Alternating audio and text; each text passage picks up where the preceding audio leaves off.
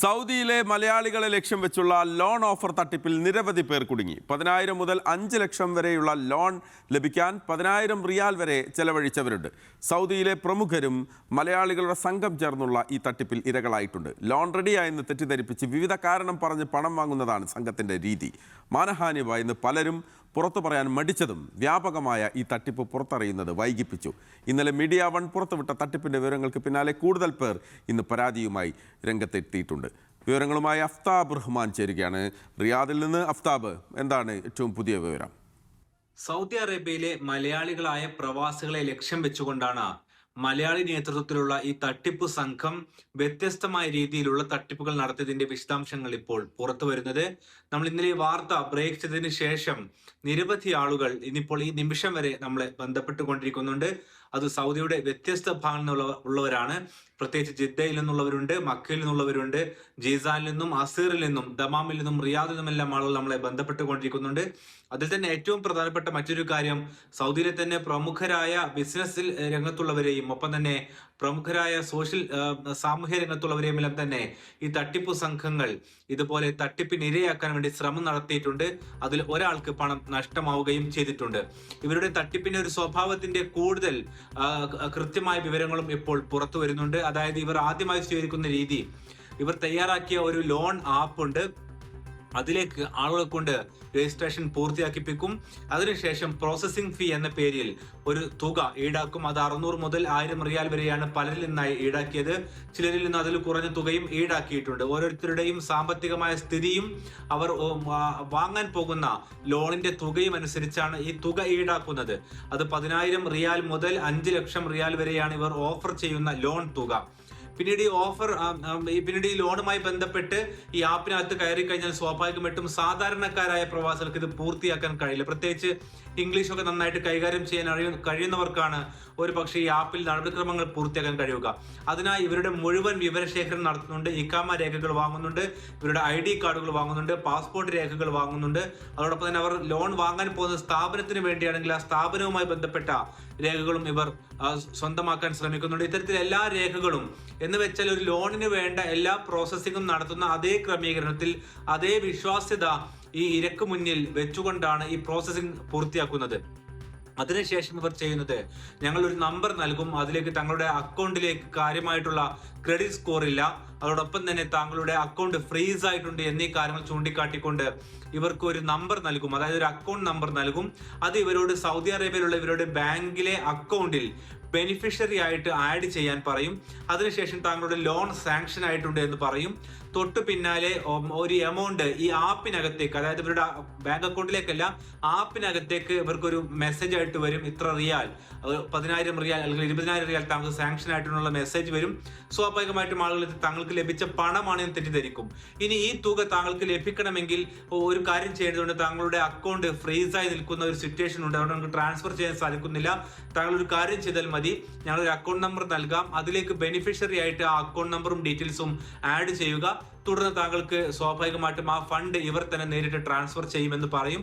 അതിനുശേഷം ഒരു OTP message താങ്കൾക്ക് വരും. ആ വരുന്ന മെസ്സേജ്, ആ OTP നമ്പർ ഞങ്ങൾക്ക് നൽകിയാൽ ഉടനടി പണം ക്രെഡിറ്റ് ആകുമെന്ന് പറയും. പക്ഷെ ഈ OTP നമ്പർ ഇവർ ഉപയോഗിക്കുന്നത് ഈ വ്യക്തിയുടെ അക്കൗണ്ടിലുള്ള ബാക്കി തുക നേരത്തെ ബെനിഫിഷ്യറി ആയിട്ട് ആഡ് ചെയ്ത വ്യക്തിയുടെ അക്കൗണ്ടിലേക്ക് മാറ്റാൻ വേണ്ടിയാണ്. ഈ തരത്തിൽ വ്യവസ്ഥാപിതമായി ദിവസങ്ങളോളം എടുത്ത്, സാധാരണ തട്ടിപ്പ് നടത്തുന്നത് പോലെ ഒരു ദിവസം കൊണ്ട് ചെയ്യുകയല്ല, ദിവസങ്ങളോളം ഇവർ വിശ്വസിപ്പിച്ച് എല്ലാ പ്രൊസീജിയറും പൂർത്തിയാക്കും. ഇതിനിടയിൽ തന്നെ ഇതിന് ഇടനിലക്കാരായി നിൽക്കുന്ന മലയാളികൾ അവർ ഇടയ്ക്ക് ഇവരോട് ചൂടാകുന്നുണ്ടാകും.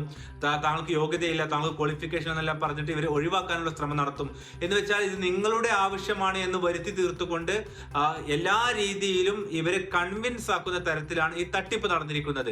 ഇങ്ങനെ ഇതിനകം തന്നെ ഏതാണ്ട് 100-ലേറെ പേർക്ക് ഇപ്പോൾ തന്നെ ഇതുവഴി 3,000 മുതൽ 7,000 റിയാൽ വരെ നഷ്ടമായവർ ഇക്കൂട്ടത്തിലുണ്ട്. എന്ന് വെച്ചാൽ നാട്ടിലെ തുക കണക്ക് കൂട്ടുമ്പോൾ ഏതാണ്ട് 1 ലക്ഷം റിയാൽ മുതൽ ഏതാണ്ട് 1.25 ലക്ഷം റിയാൽ വരെയൊക്കെ അങ്ങോട്ട് പണം ലോൺ കിട്ടാൻ വേണ്ടി നൽകി കഴിഞ്ഞ ആളുകളുണ്ട്. അതുകൊണ്ട് പല ഘട്ടങ്ങളിലായി ചെറിയ ചെറിയ തുകയായി പോകുന്നതിനാൽ ഒന്നിച്ച് തിരിച്ചു ലഭിക്കുമെന്നുള്ള വിശ്വാസത്തിന് പുറത്താണ് പലരും ഇതിനകത്തേക്ക് പണം നൽകി പോയിട്ടുള്ളത്. പിന്നീട് സംഭവിക്കുന്നത് ഇവർ IMO വഴിയോ അല്ലെങ്കിൽ ബോട്ടിം എന്ന് പറയുന്ന ആപ്പ് വഴിയോ ഒക്കെയാണ് ഇവരെ ബന്ധപ്പെടുക, വാട്സാപ്പ് വഴിയാണ് ബന്ധപ്പെടുക. ഇങ്ങനെ ഒട്ടും വിശ്വാസ്യതയില്ലാത്ത രീതിയിലാണ് അവസാന ഘട്ടത്തിലേക്ക് കാര്യങ്ങൾ എത്തുക. ഇതിന് ശേഷമാണ് ഇവർക്ക് തങ്ങൾ പറ്റിക്കപ്പെട്ടിട്ടുണ്ടെന്നുള്ള വ്യക്തികൾക്ക് മനസ്സിലാവുന്നത്. ഈ തരത്തിൽ പല ആളുകളെയും ഇപ്പോൾ പറ്റിച്ചു കഴിഞ്ഞിട്ടുണ്ട്. പലരുടെയും പണം അക്കൗണ്ടിൽ നിന്നും നീക്കം ചെയ്യുകയും ചെയ്തിട്ടുണ്ട്. ഇവർക്ക് ചെയ്യാനാകുന്ന കാര്യം എന്ന് പറയുന്നത് സൗദിയിലെ സാമ എന്നറിയപ്പെടുന്ന സൗദി സെൻട്രൽ ബാങ്കിലേക്ക് പരാതി നൽകുവാനുള്ള ഓപ്ഷൻ ഉണ്ട്. അത് നൽകാം. മാത്രവുമല്ല പോലീസിലും പരാതി നൽകേണ്ടതുണ്ട്. പ്രത്യേകിച്ച് ഇവരുടെ ഇഖാമ രേഖകളൊക്കെ ഈ വ്യക്തികൾ ദുരുപയോഗം ചെയ്യപ്പെടുവാനുള്ള സാധ്യതയുണ്ട്. ഇതിൽ തന്നെ ഈ വ്യക്തികളെ ബന്ധപ്പെട്ട പലരുടെയും ഫോൺ നമ്പറിലേക്ക് തിരികെ പിന്നീട് വിളിക്കുന്ന സമയത്ത് അത് മറ്റു രാജ്യക്കാരാണ് ആ ഫോൺ അറ്റൻഡ് ചെയ്യുന്നത്. അവർ പറയുന്നത് തങ്ങളുടെ നമ്പർ ഇതുവരെ അങ്ങനെ ദുരുപയോഗം ചെയ്യുകയായിരുന്നു, തങ്ങൾക്ക് അറിയില്ല എന്നുള്ളതാണ് പറയുന്നത്. ഇതിൽ തന്നെ ഒമാനിൽ നിന്നും UAE-യിൽ നിന്നുമുള്ള നമ്പറുകളെല്ലാം തന്നെ ഇതിന് ഉപയോഗപ്പെടുത്തിയിട്ടുണ്ട്. ഈ തരത്തിൽ വ്യവസ്ഥാപിതമായാണ് ആളുകളെ തട്ടിപ്പിന് ഇരയാക്കിയിരിക്കുന്നത്. സൗദി അറേബ്യയിൽ പ്രവാസികൾക്ക് ഇങ്ങനെ ഈ ഒരു സ്വഭാവത്തിൽ പലിശക്ക് ലോൺ കൊടുക്കുന്ന സമ്പ്രദായമില്ല. സൗദിയിൽ പലിശ നിയമവിരുദ്ധമാണ്. അതോടൊപ്പം തന്നെ ഇനി ലോൺ നൽകുകയാണെങ്കിൽ പോലും കർശനമായ ഉപാധികൾ, കർശനമായ ബാങ്ക് ഗ്യാരണ്ടി, ഇതെല്ലാത്തിന്റെയും അടിസ്ഥാനത്തിലാണ് ചെറിയ തുകകൾ ഓരോ വ്യക്തിയുടെയും സാലറിക്ക് അനുസരിച്ച് നൽകുക. സാധാരണ വ്യക്തികൾ പലരും തങ്ങളുടെ സാലറി കൃത്യമായി കാണിക്കാതെയാണ് പല കമ്പനികളിലും സ്റ്റാഫുകളെ നിയമിച്ചിട്ടുള്ളത്. പ്രത്യേകിച്ച് ഗോസി എന്നറിയപ്പെടുന്ന സൗദിയുടെ ഇൻഷുറൻസ് ജോലി സുരക്ഷയുമായി ബന്ധപ്പെട്ട ഗോസി എന്നറിയപ്പെടുന്ന മേഖലയിലേക്ക് ഈ ഓരോ വ്യക്തിയുടെയും തുകക്കനുസരിച്ചാണ് ഗോസിയിലേക്കുള്ള പണം അടക്കേണ്ടത്. അതുകൊണ്ട് ശമ്പളം കുറച്ച് കാണിച്ചാണ് പല കമ്പനികളും പ്രവർത്തിക്കാറുള്ളത്. അതുകൊണ്ട് ഗോസിയിൽ താങ്കളുടെ തുക കുറഞ്ഞതുകൊണ്ട് ഈ തുക അധികമായി അടക്കണമെന്നെല്ലാം വിശ്വസിപ്പിച്ചാണ് പലരെയും തട്ടിപ്പിന് ഇരയാക്കിയിട്ടുള്ളത്. ഏതായാലും പ്രവാസികളെ സംബന്ധിച്ചിടത്തോളം പല രൂപത്തിലുള്ള തട്ടിപ്പ് സംഘങ്ങൾ പ്രവർത്തിക്കുന്ന ഒരു സാഹചര്യത്തിൽ ജാഗ്രത വലിയ തോതിൽ വേണ്ടതുണ്ട്. പ്രത്യേകിച്ച് ഇന്റർനെറ്റ് ഉപയോഗിച്ചുകൊണ്ടുള്ള തട്ടിപ്പ് വ്യാപകമാകുന്ന കാലമാണ്. അതിന്റെ ഒരു പുതിയ രൂപം കൂടിയാണ് സൗദി അറേബ്യയിൽ ഇപ്പോൾ കണ്ടത്. ഇതിപ്പോൾ പല വ്യക്തികളും തുറന്നു പറയാൻ തയ്യാറായ സാഹചര്യത്തിലാണ് രാജ്യത്തിന്റെ പല ഭാഗത്തും മലയാളികൾ തന്നെ ഈ തട്ടിപ്പ് സംഘങ്ങൾ, മലയാളികളായിട്ടുള്ള തട്ടിപ്പ് സംഘങ്ങൾ മലയാളികളുടെ പണം ചൂഷണം ചെയ്തിരിക്കുന്നത്.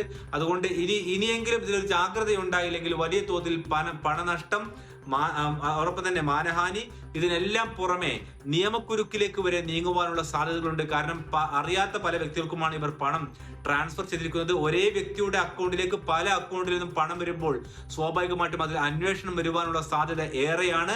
അങ്ങനെ വന്നാൽ എന്തിന് പണം ട്രാൻസ്ഫർ ചെയ്തു എന്നതടക്കമുള്ള കാര്യങ്ങൾ വിശദീകരിക്കുവാനും അതിന്റെ നിയമകാര്യങ്ങളിലേക്ക് പോകേണ്ടയും സാഹചര്യം ഇതിലുണ്ടാകും. അതുകൊണ്ട് വ്യക്തികളെ സംബന്ധിച്ചിടത്തോളം അവർക്ക് ചെയ്യാൻ സാധിക്കുന്ന കാര്യം എത്രയും പെട്ടെന്ന് പോലീസിലും ഒപ്പം തന്നെ സുരക്ഷാ വിഭാഗങ്ങളിലും അവരവരുടെ ബാങ്കിലും ഇക്കാര്യം റിപ്പോർട്ട് ചെയ്യുക എന്നുള്ളതാണ്. അഫ്താബ് റഹ്മാനാണ് വിശദമായ വിവരങ്ങൾ നൽകിയത്.